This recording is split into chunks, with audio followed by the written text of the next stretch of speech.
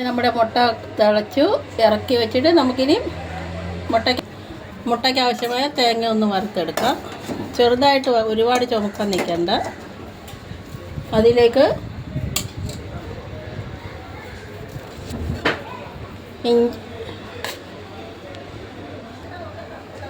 അതിലേക്ക് ഇഞ്ചി, ഉള്ളി, പച്ചമുളക്, ചെറിയുള്ളി എന്നിവ ഇട്ട് നമുക്ക്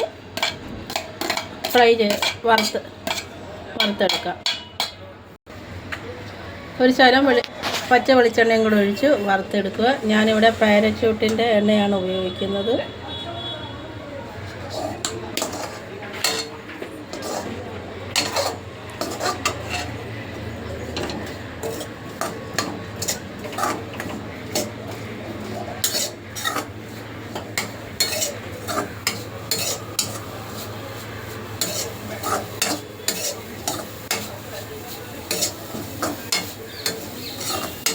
ഒരു ശകലം ഉപ്പിട്ടാൽ വേഗം അത് ഫ്രൈ ആയി കിട്ടും. ഉപ്പിട്ട് ഒരു ശകലം പെരിഞ്ജീരകം കൂടി ഇടുക. ശകലം പെരിഞ്ജീരകം കൂടി ഇട്ടിട്ട് തേങ്ങ വറുത്തെടുക്കുക.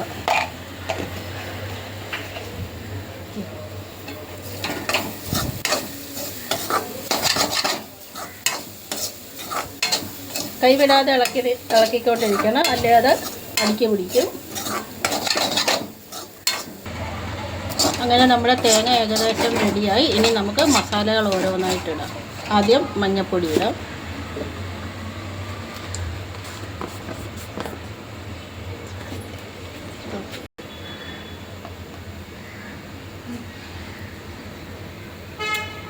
അര സ്പൂൺ മഞ്ഞൾപ്പൊടി,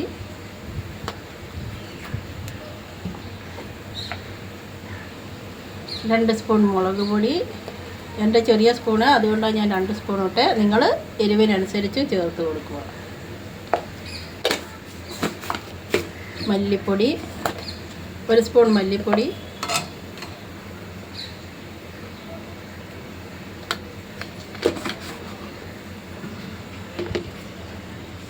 ഇനി ഗരം മസാല. ഇത് ഞാൻ ഗരം മസാല ആക്കി LGയുടെ കായത്തിൻ്റെ ഡബ്ബയിലിട്ട് വെച്ചിരിക്കുകയാണ്. അപ്പം നമുക്ക് കുടഞ്ഞിട്ടാൽ മതി.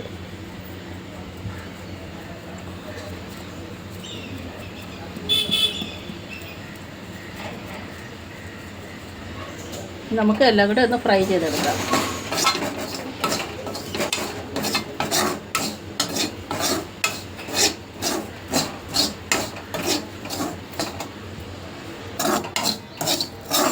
അങ്ങനെ നമ്മുടെ മസാല റെഡിയായി. നമുക്കിനി ജാറിലേക്ക് ഇടാം. ചൂടോടെ ജാറിലേക്ക് ഇടരുത്. അതിൽ ശകലം വെള്ളം എടുത്ത് ആ വെള്ളത്തിലേക്ക് മസാല ഇടാം.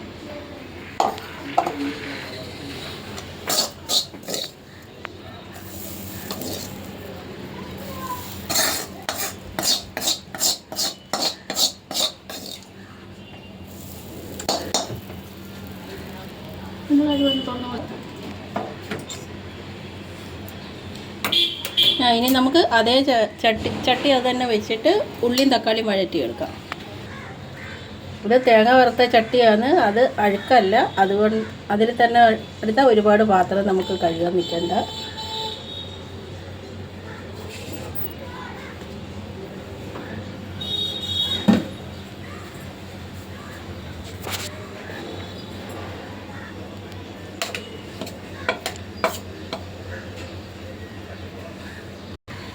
എണ്ണ ചൂടായി. നമുക്കിനി ഉള്ളി ഇട്ട് കൊടുക്കാം.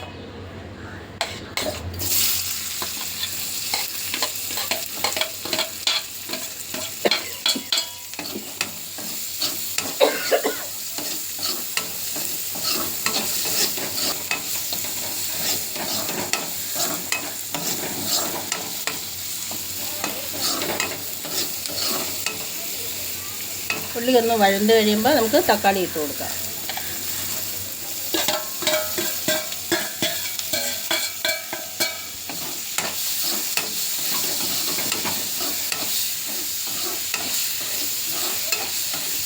അത് നല്ലോണം ഒന്ന് ഇളക്കിയിട്ട് നമുക്ക് ചെറുതീയിൽ അടച്ച് വെച്ച് വേവിക്കാം. വേഗം വഴണ്ട് കിട്ടും. അങ്ങനെ നമ്മുടെ ഉള്ളി വഴണ്ട് വന്ന് ഇതിങ്ങനെ തന്നെ കിടക്കുന്ന ഇഷ്ടമല്ലെങ്കിൽ നമുക്ക് തേങ്ങയുടെ കൂടെ അരച്ചെടുക്കാം.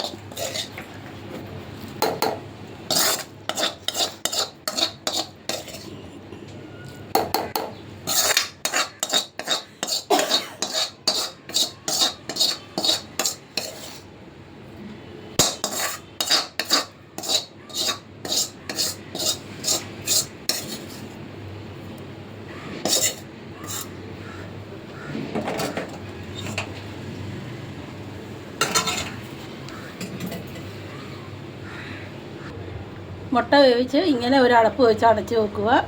ബാക്കി അവിടെ ഇരുന്ന് വെന്തോളും.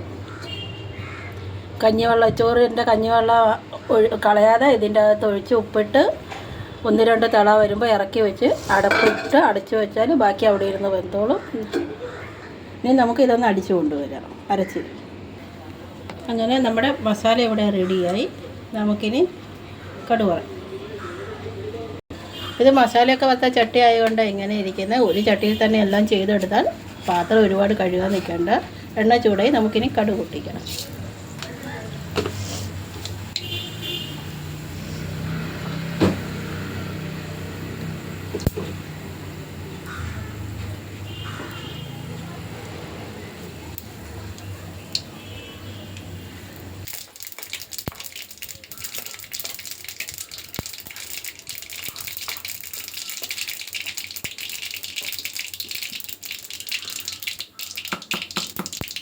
ഇനി നമ്മൾ റെഡിയാക്കി വെച്ചിരിക്കുന്ന മസാല ചേർക്കാം.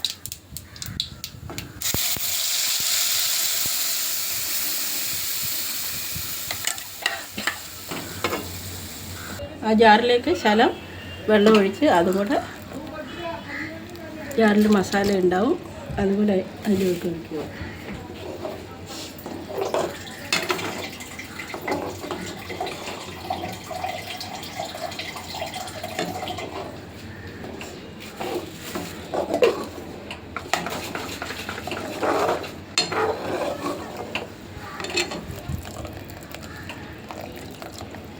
ഇതേപോലെ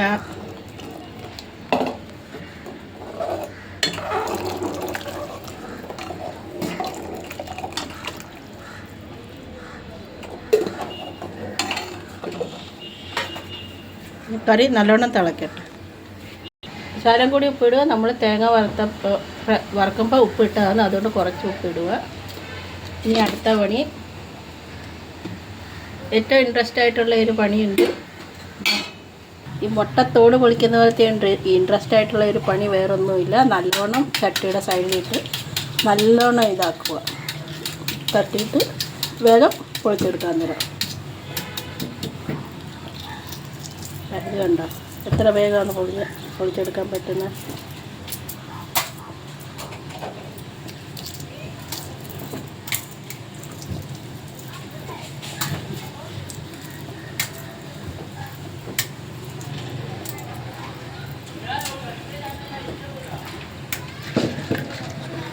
നമ്മുടെ മുട്ടയെല്ലാം പൊളിച്ചെടുത്ത് ഇനി നമുക്ക് ഇതൊന്ന് വരഞ്ഞിട്ട് കറിയിലോട്ടിടാം. ഇങ്ങനെയൊന്ന് വരഞ്ഞു കൊടുക്കുക. മസാല പിടിക്കാനാണ് ഇങ്ങനെ ചെയ്യുന്നത്. നമ്മുടെ കറി തിളയ്ക്കുന്നുണ്ട്, കറിയിലോട്ട് ഇട്ട് കൊടുക്കുക ഓരോന്നായിട്ട്.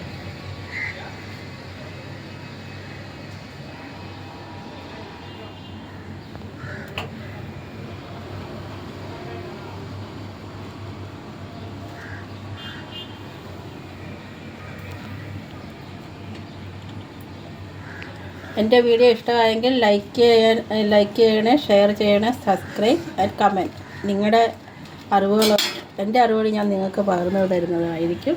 നിങ്ങളുടെ അറിവുകളും എനിക്ക് എന്തെങ്കിലും തെറ്റ്, ആദ്യമായിട്ടാണ് ഈ വീഡിയോ ഇടുന്നത്, എന്തെങ്കിലും കുറ്റങ്ങളുണ്ടെങ്കിൽ നിങ്ങൾ അത് ചൂണ്ടിക്കാണിക്കണം. സപ്പോർട്ട് ചെയ്യണേ.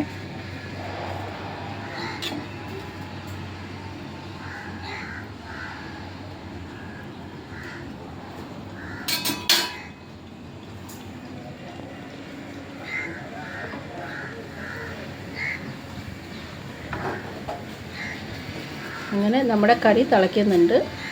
നല്ലോണം 1-2 തിള തിളയ്ക്കട്ട്.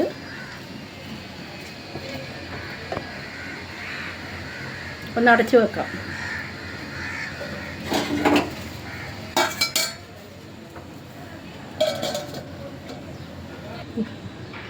നമുക്ക് മുട്ടക്കറി ഒന്ന് തുറന്ന് നോക്കാം.